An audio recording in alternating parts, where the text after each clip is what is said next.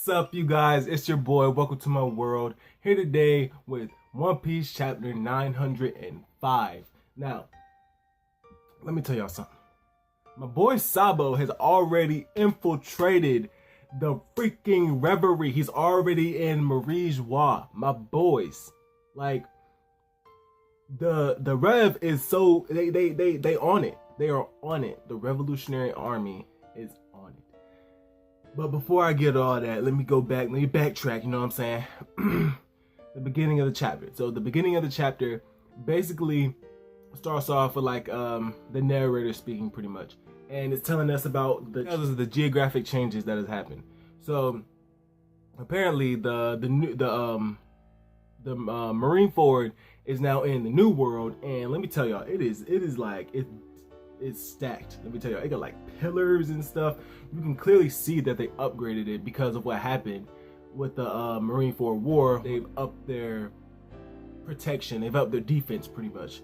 And then it starts going into Marie Joie, and pretty much that when you get there, on the red line, there's like an island, and to that island, you have to go up. So basically, you have to go up on like a, I think it was like a gondola or something, and there's like a balloon around it. But you basically have to go up to get to Marie Joie, to get to the Holy Land, pretty much.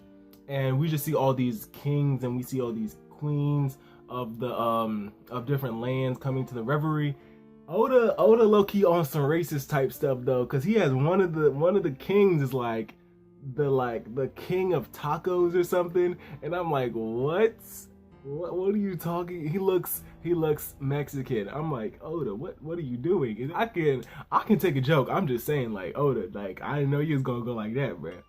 But yeah, you see all the kings and you see all the queens, and we see Sakazuki, we see Akainu, Fleet Admiral. We see him in this chapter, and he's pissed because he finds out that Fujitora is in Marie Joie. He's in the Holy Land, and he's getting pissed because he told Fujitora at the end of the Dressrosa arc, he told him, don't come back to any Navy HQ, any naval base, if you do not have the head of Straw Hat and Law. Fujitora said that no Navy members are here, so technically that don't count as like a naval base. And my boy Akainu's just going off. He's like, these semantics are not going to stand. I don't care.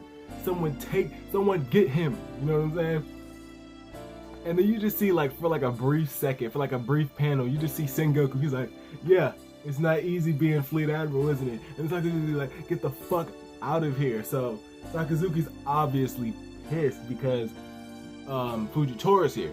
And Fujitora in this chapter, we find out that he's been traveling. He's been talking to Vegapunk, and Vegapunk has something new going on apparently to get rid of the Shichibukai system, and that's what people like Smoker and Fujitora, they wanted that because they don't see it as helping the Marines, and they don't see it as justice in any way. They just see it as pirates being able to do what they want, and the Marines are endorsing it. And when the Marines mess up, who comes in to save them? More pirates. So it's like, we're not doing our job at all. He's sitting down and he's talking to Green Bull, and we don't see Green Bull completely. We see like a silhouette of his face, and we know he has long hair. And Fujitora is eating, because I think he's eating like ramen or something, and he's like, well, I know you can't eat because you're fasting. And I'm like, is he a freaking monk? Like, is he Gandhi? That's what I thought. I was like, Gandhi. He's Gandhi, isn't he? But then I was like, one of the 5 elder stars, that nigga looks like Gandhi, so he can't be Gandhi. So we learned that Green Bull is a savage. He's a savage, bro. For one thing, he's an admiral, so he has to be a savage. But there is so much hype on Green Bull, it's not even funny. Fujitora didn't get this much hype. Akainu, the only person that got this much hype was Akainu. Only person. Because when we first saw Akainu, he was the last admiral. And in some people's mind, he's the strongest. He was the last admiral to be shown in like the present. I know we saw him in the flashback of Robin, but in like the present day, he's the last one that we got to see. And it's just like with Green Bull. Green Bull is the last new admiral that we're getting to see, and there's so much hype. I want to see this man, but yeah, we come to find out that Green Bull hasn't eaten a single thing for 3 years. And the first thing I thought was, this man is going to be on that freaking Kaido status. He's going to be on that Kaido status, man, because he's getting so much hype. Like, this man is automatically, the first thing I thought, he's a savage. Has eaten for 3 years and he's still an admiral? Savage. Come on, get out of my face. He's fighting Luffy just because of the reason he hasn't eaten in 3 years, and just because Luffy likes to eat. He's fighting Luffy. I don't care. And he seems like a pretty chill guy. He seems like he seems like Aokiji. He seems like a really good Aokiji. Fujitora seems like a mix between Aokiji and Akainu. Like, he's kind of laid back, but at the same time he has that strictness, like, but at the same time he will let stuff go. But Green Bull, he just seems like a pretty chill guy. He's talking about getting girls and shit, and I'm like, yo, Green Bull, like, what? Other things in the chapter, Stelly, whatever the hell his name is, he's bitching for the whole, like, he thinks he's so important. Like the fishermen come and they were escorted by Garp, and you just see Shirahoshi. She's like, oh yeah, first time on the service world, so she's enjoying herself. And then you got Stelly coming over here like, yeah, I'm the shit. And then he's talking shit to Garp. I'm like, that's the hero. What are you doing? Like, he gets the whole dramatic scene, like the silhouetted foot. I'm like, who is this guy? And then Stelly's like, yeah, you're a part of my kingdom, so you should do what I say. Don't forget that. And Garp is like, who are you? Like, you're a snot-nosed brat. And I'm like, what? And we get a little backstory on like Stelly and how he came to rise to power. And apparently his parents died a couple months ago for mysterious events. He killed his parents, so he wants to get what he wants. He didn't get what he wants. He wanted to become king, killed his parents, boom, boom, boom, now he's king. You know what I'm saying? But yeah, while he's getting escorted, right? He's getting escorted up to the top floor, up to the Holy Land. He starts seeing crows, and the first thing I'm like is, yo, are they about to attack now? I'm like, the reverie didn't even start yet. But no, Karasu made clones, right?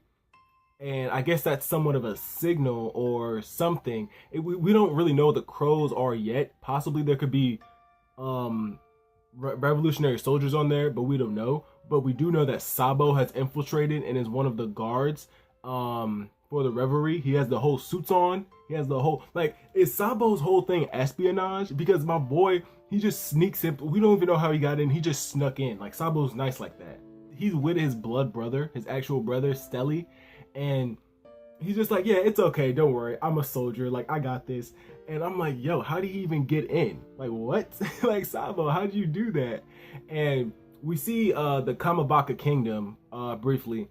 And we see Koala and we see Bello Betty.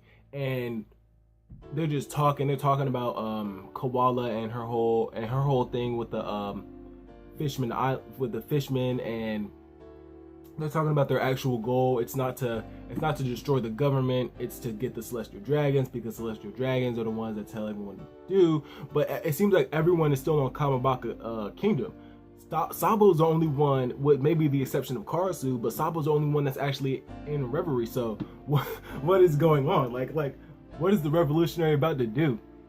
Since they're showing so much of Stelly's probably gonna get some character development, which I can understand it. But characters like this who are just like completely like egotistical and all to themselves, I hate when they get character development, because it takes so long for them to understand. Like, you can't just treat people like that. Like, he was treating the fishermen like the freaking monsters. Like, he's never been outside of his kingdom before. Like, he's spoiled. Like, I don't like Stelly. No one likes Stelly. Like, nigga, no one likes Stelly. But I feel like he's gonna get some character development, and more stuff is gonna happen with them. And also who's here? Bruh, Morgans is here, bro. Like, what? Morgans, you were just in the last arc. Is Morgans gonna be in this arc too? Like, Morgan's gonna sneak in, put a suit on, you know what I'm saying? Like, hey, I'm here too. Big news. Like, bruh, what? And also, it was stated in this chapter because everyone saw Shirahoshi for the first time, and she was just like being like gawked at, like how Sanji when he first saw her, like everyone was just like loving her, like, and they said like her beauty could even rival Boa Hancock, and I'm like, did Amazon Lily come here too? Like, is Boa gonna come here because she is that there is a kingdom, but I don't think they have to participate in the reverie. But I'm just saying, if they were to come to a beauty pageant, to a altercation, I don't know who would win. I'm not picking up that bag of titanium. I'm not picking that up. The revolutionaries are already on the move. They're getting it done. Now Dragon, this is the perfect opportunity to show what the fuck Dragon can do. This arc, this mini arc, whatever you want to call it, it's going to be fire. This is the information dump upon information dumps. This should be fire. All I'm saying. The reverie is starting, and I can't wait. All the kingdoms that get here, they better not be clowns. Like, I know more kingdoms are coming, like Drum and like the Protestant kingdom and Dressrosa, but I'm waiting. I'm just waiting. I'm waiting for it to go down, for the Rev to make their move. But with that being said, y'all, I'll see you guys later. Make sure to comment, like, subscribe, click the little bell if you want to get the notifications every time that I post. And I will see you guys later. And who do you feel like did it in this chapter? Was it Sabo? Do you think Sabo did it? Do you think Green Bull did it? Garp? We haven't seen Garp in forever. Like, do you think Garp did it? For all those Garp fans out there, let me know in the comments down below. But I will see you guys later.